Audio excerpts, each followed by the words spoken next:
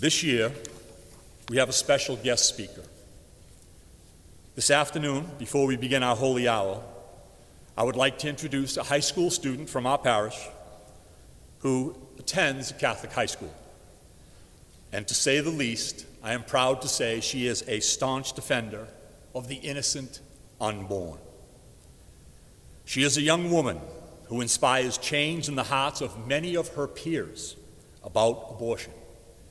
She is involved in many ministries defending the right to life.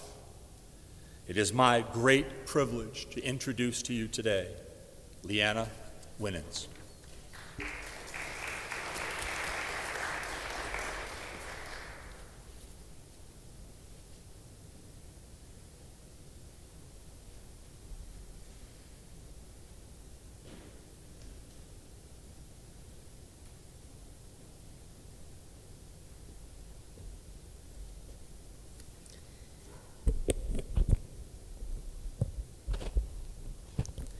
Hi, and good afternoon, everyone. And thank you to Deacon Chuck for inviting me to speak.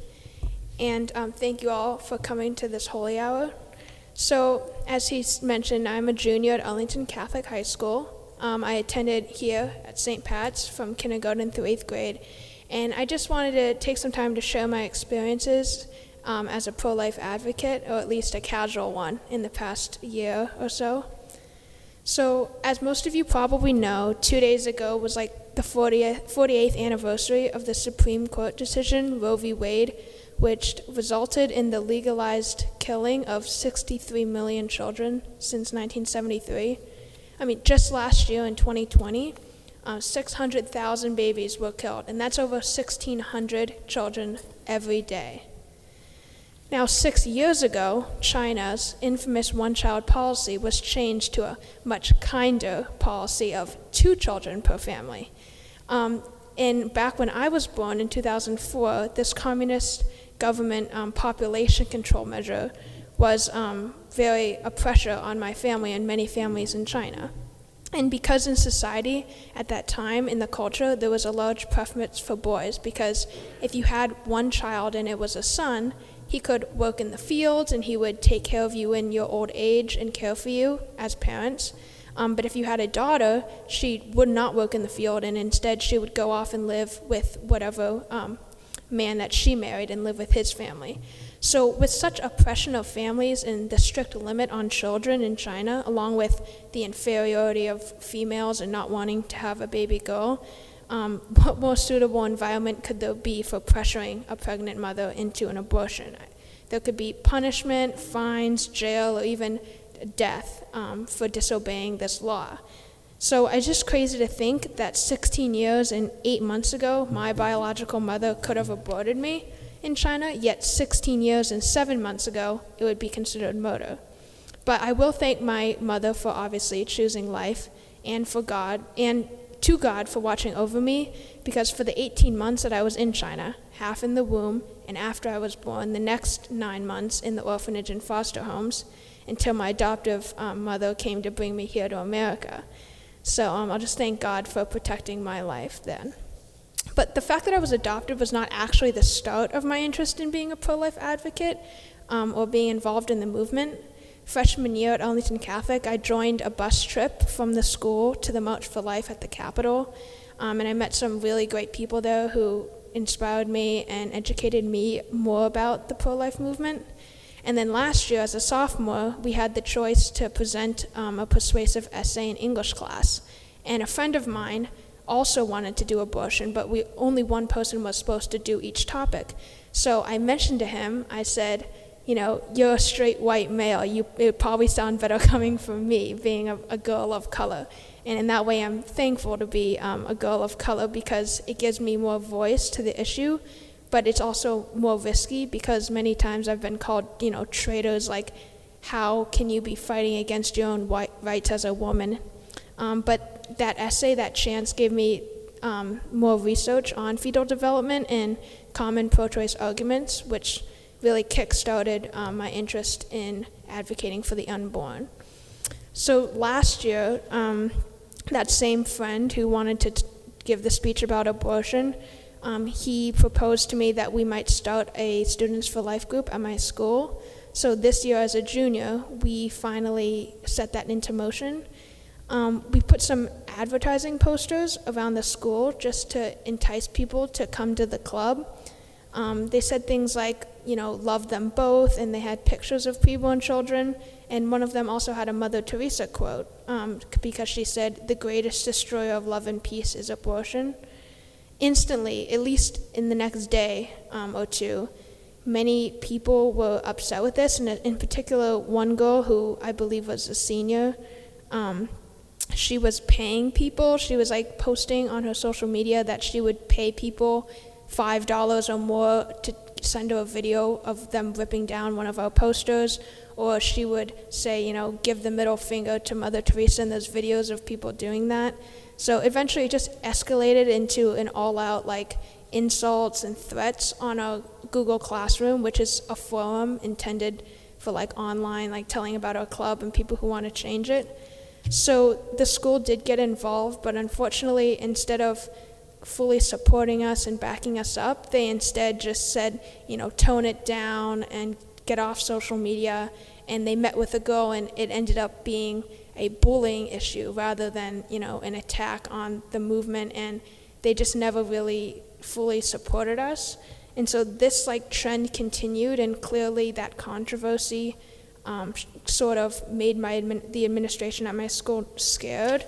So, just yesterday or 2 days ago on Friday, my group wanted to announce over the PA system an announcement commemorating the Roe v. Wade anniversary and telling that we were going to have Holy Hour for Life at St. Agnes, which is the church affiliated with my high school. And they told us, they restricted us, and they said you're not allowed to have any negative words or any opinionated words in your announcement. So I had written a draft that said something like, the tragic decision of Roe v. Wade, that killed over 63 million children. And, they were not happy with that at all. And it's quite disappointing that they reject any truth that's unpopular, because there's a student diversity club at my school as well, and they are featured in every social media post that the school does. They have no restrictions. They're allowed to call racism what it is, which is evil and bad.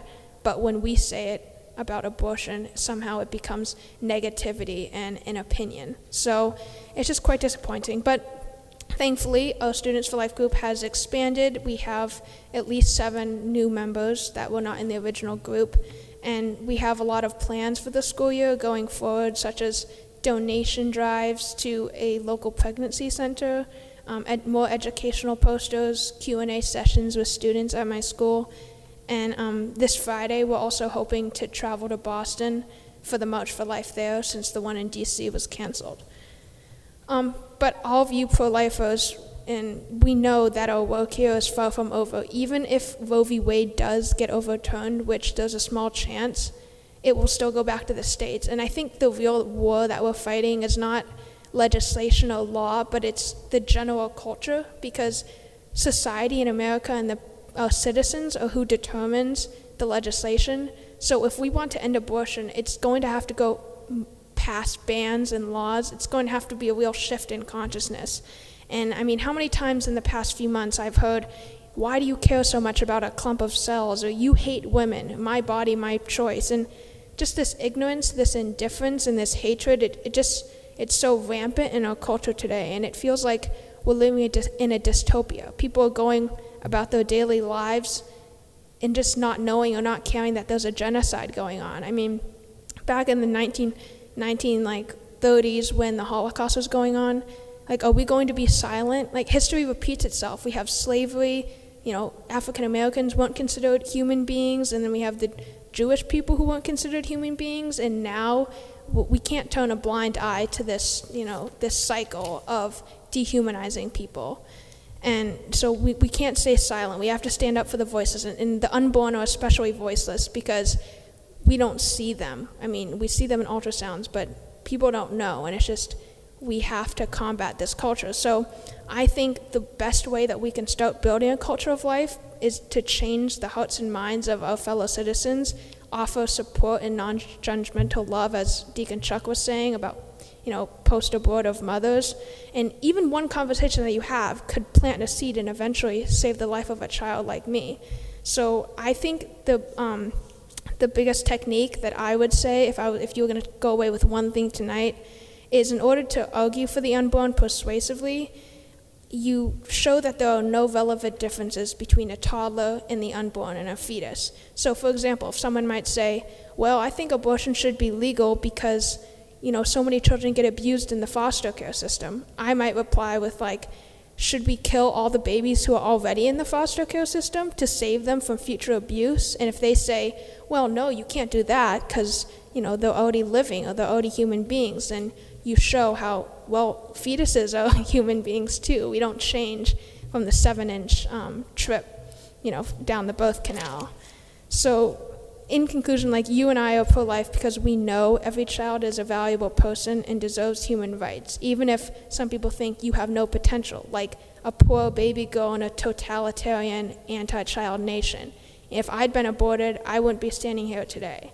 So, Martin Luther King Jr. said, injustice anywhere is a threat to justice everywhere.